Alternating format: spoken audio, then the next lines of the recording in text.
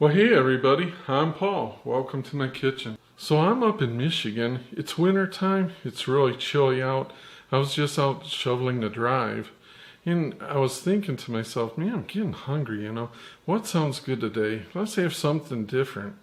So I was thinking about doing a dish my mom used to make when I was a kid, and it would really warm you up. It's a perfect comfort food.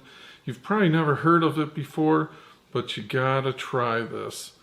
Cottage cheese and noodles. My mom was 100% Hungarian. My dad was a hillbilly. I guess I'm the result. But I think this was an authentic Hungarian dish. That's as far as I know.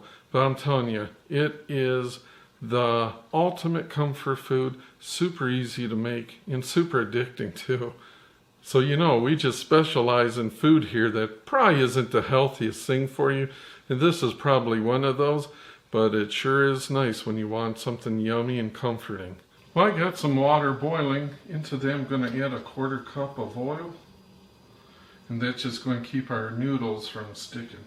Alright, I'm not sponsored by anybody, but I like to use the wide egg noodles. I'm going to throw the whole bag in there.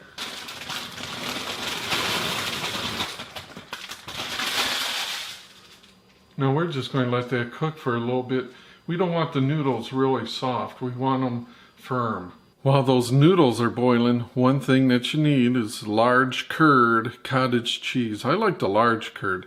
You can use some of the small curd, but it kind of is all going to melt down, which is good. But I like some of the chunks of the cottage cheese to be left over, so I really do prefer the large curd. But you're going to need a big tub. This is a 24 ounce, so that's a minimum. You could even do a tub and a half, depending how naughty you want to be. Alright, I think these are probably done. One thing, it's best if you keep checking them. You can't really go by the time, because every brand of noodle, every style of noodle is going to be different. Nice and firm still. That's been about 7 minutes. So I recommend you keep trying them. Do you remember the old cooking shows? One of the first guys that I remember doing the cooking shows was Justin Wilson. He was the one that'd say, "This is going to be good. I guarantee it." I liked watching that guy. Now this is a key step. You got to strain your noodles. One nice thing about having 2 sinks in your kitchen is you got dirty dishes in the one. You can still do your cooking in the other. Only disadvantage is you got twice as many to clean. The only reason I'm showing you this is it's actually an important step. You want to run cold water on your noodles. You're saying, "Oh, I know how to strain noodles," but this is important because you don't want those to keep on cooking. Okay, on real low heat, I've got 2 tablespoons of butter. Now into the butter, I'm going to add my noodles. Hear that? That's what you want. It's like you're almost frying the noodles in butter. There, that looks good. Okay, into that we're going to bring the whole tub of cottage cheese.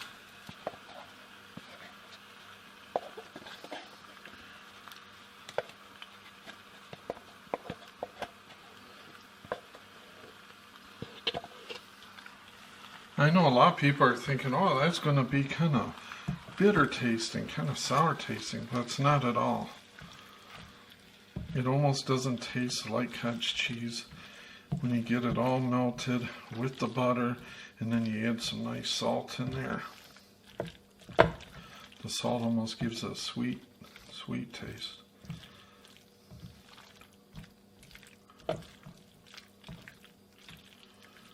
And we want to heat this until you'll see the cheese will start to get a little bit stringy.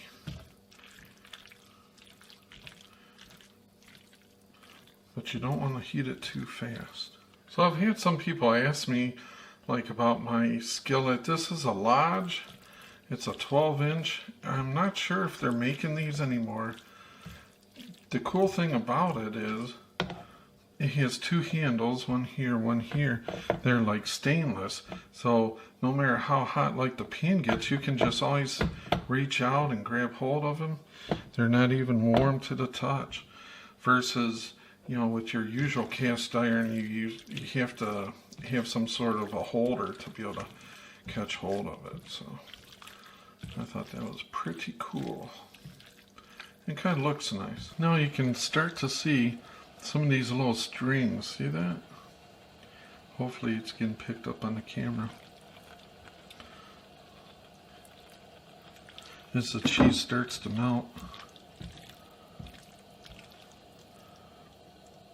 that's perfect. So now you know it's getting warmed up.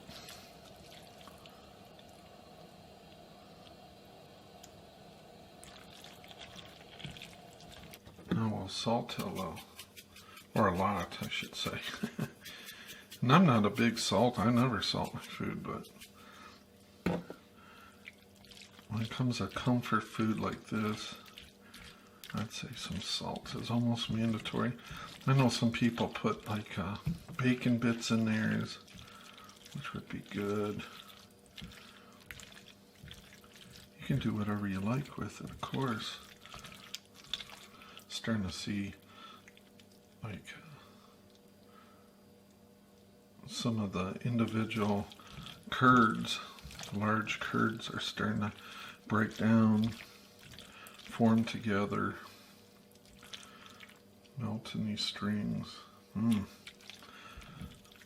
This is going to be good, and it makes its own like little like a sauce, as you can see. It's so simple, and it will warm you up and make you feel good inside. We're going to have to put some in a bowl and try it. You have to keep kind of tasting it to get it flavored to your liking. Well guys, here's the finished product. They say the proof's in the pudding. Now it's best to eat it out of a bowl, and I got it mounted up here so I can't get down to the juice yet, but that's why you want it in the bowl so you can get down to the juice. Just like Mom used to make.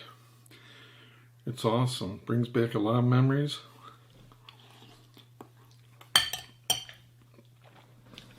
Hope you guys will try it. Let me know. We'll see ya.